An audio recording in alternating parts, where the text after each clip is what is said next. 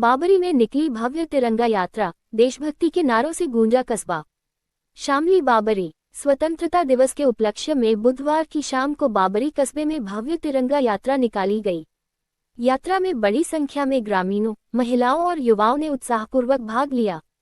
हाथों में तिरंगा लेकर देशभक्ति के नारों के साथ निकली यात्रा से पूरा कस्बा राष्ट्रभक्ति के रंग में रंगा नजर आया। तिरंगा यात्रा का नेतृत्व जिलाध्यक्ष रामजीलाल कश्यप ने किया, जबकि आयोजन की जिम्मेदारी मंडल अध्यक्ष रविंद्र सैनी ने संभाली। यात्रा में करीब सैकड़ों की संख्या में लोग शामिल रहे।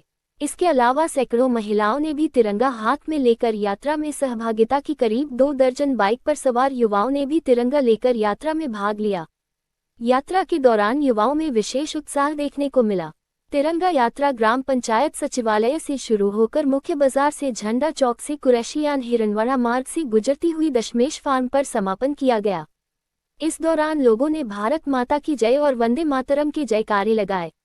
तिरंगा यात्रा में शामिल लोगों ने देश की एकता और अखंडता का संदेश दिया। जगह जगह लोगों ने यात्रा का स्वागत भी किया।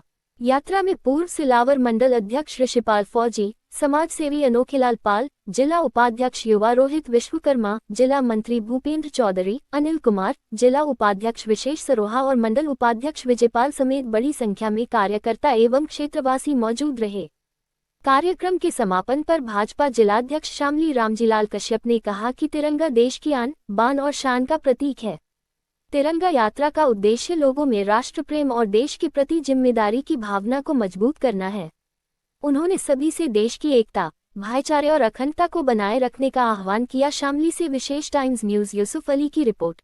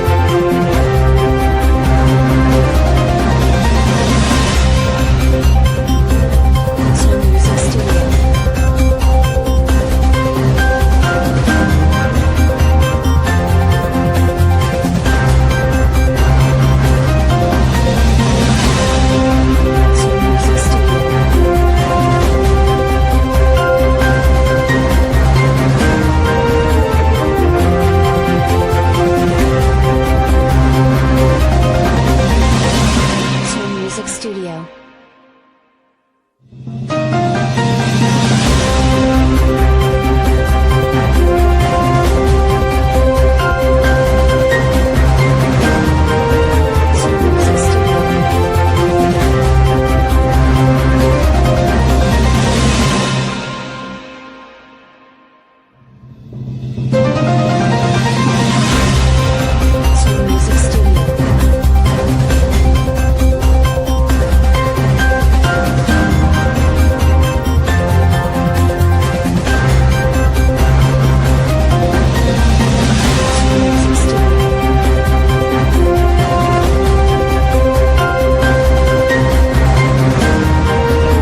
आज प्रदेश नेतृत्व के आह्वान पर तिरंगा यात्रा है, जो सिलावर मंडल की ग्राम बाबरी में पहले से प्रस्तावित है, जिसमें मुख्य अतिथि के रूप में माननीय श्री सुरेश राणा जी थे, लेकिन किसी कारणवश उनको सुल्तानपुर जाना पड़ा। अभी निर्देश प्राप्त हुआ है कि इस कार्यक्रम को जिलाध्यक्ष जी आने लग रहे हैं, रामजीलाल कश्यप जी, तो उनकी गौरव में उपस्थिति में ये कार्यक्रम पूर्ण होगा। तो ये यात्रा कहाँ से कहाँ निकलेगी? ये यात्रा सचिवालय बाबरी से प्रारंभ होकर और झंडा चौक से होती हुई कुरैशियान मोहल्ला और कैडी रोड और दशमेश फार्म में इसका समापन होगा। जो हमारे जनरेशन आ रही है, आने वाली जनरेशन है, उसको याद रहे कि 15 अगस्त क्यों मनाया जाता है।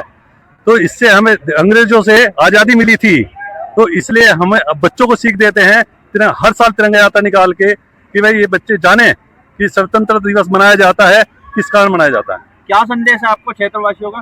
क्षेत्रवासियों का संदेश यही है कि सब लोग परिवार में और जातियों में और धर्म में सब एक इकट्ठे हुए और इकट्ठे होकर सभी संगठन अच्छी तरह से तिरंगा यात्रा निकालें। लोग देख रहे होंगे कि 2014 में आदरणीय नरेंद्र मोदी जी इस देश के प्रधानमंत्री बने। देश में भारतीय जनता पार्टी की सरकार बनी तो 2014 से पहले आपने कभी भी देश के अंदर स्वतंत्रता दिवस के उपलक्ष्य में तिरंगा यात्राएं होती हुई नहीं देखी होंगी।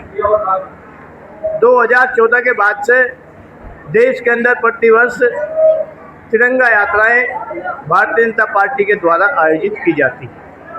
तिरंगा यात्रा आयोजित करने का उद्देश्य ये है कि जिन महापुरुषों के जीवन बलिदान के कारण हमें स्वतंत्रता प्राप्ति हुई और जिस तिरंगे के सानिध्य में उन्होंने अपने जीवन की आहुति देकर के इस देश को स्वतंत्र कराया, उन महापुरुषों के प्रति श्रद्धांजलि पैदा करना, देश के अंदर राष्ट्रभक्ति का भाव पैदा करना और विशेष तौर से युवाओं के अंदर राष्ट्रभक्ति का भाव पैदा करना, क्योंकि युवाओं के अंदर राष्ट्रभक्ति की भावना जागृत होगी तो भविष्य का भारत युवाओं के हाथ में है, भविष्य का भारत भी सुरक्षित रहेगा।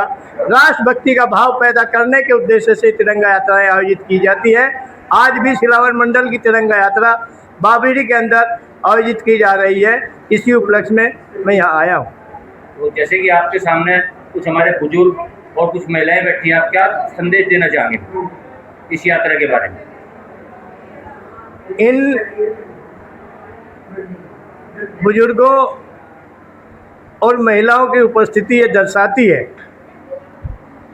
इन्हें कोई संदेश देने की आवश्यकता नहीं है। ये बुजुर्ग और ये महिलाएं स्वयं संदेश देने के लिए इस कार्यक्रम में शामिल हुई हैं कि राष्ट्रभक्ति की जहाँ तक बात है, राष्ट्रभक्ति की जहाँ बात हो वहाँ न बुजुर्ग पीछे है न महिलाएं पीछे है, और स्वतंत्रता संग्राम में भी हमारी मातृशक्ति कहीं पीछे नहीं रही हुई। हजारों वीरांगनाओं ने अपने जीवन की आहुति दी, उन्हीं वीरांगनाओं के जीवन से प्रेरणा लेकर के वर्तमान में ये मातृशक्ति इस कार्यक्रम में शामिल है। इन्हें कोई संदेश देने की आवश्यकता नहीं है, इनसे संदेश लेने की आवश्यकता है। पहले के स्वतंत्रता दिवस में और आज के स्वतंत्रता दिवस में क्या फर्क महसूस किया जा रहा है? ये तो आप स्वयं बताएंगे कि पहले स्वतंत्रता दिवस का कार्यक्रम होता था, चुपचाप ध्वजारोहण हो जाते थे और बस खाना पूर्ति की जाती थी। लेकिन आज स्वतंत्रता दिवस मनाया जाता है तो पूरे देश के अंदर राष्ट्रभक्ति का भाव पैदा करके, राष्ट्र भाव जागृति करके उन शहीदों के प्रति श्रद्धा पैदा करना, श्रद्धांजलि अर्पित करना और राष्ट्र भाव पैदा करना, ताकि आने वाले समय भविष्य में भी ये राष्ट्र सुरक्षित रह सके।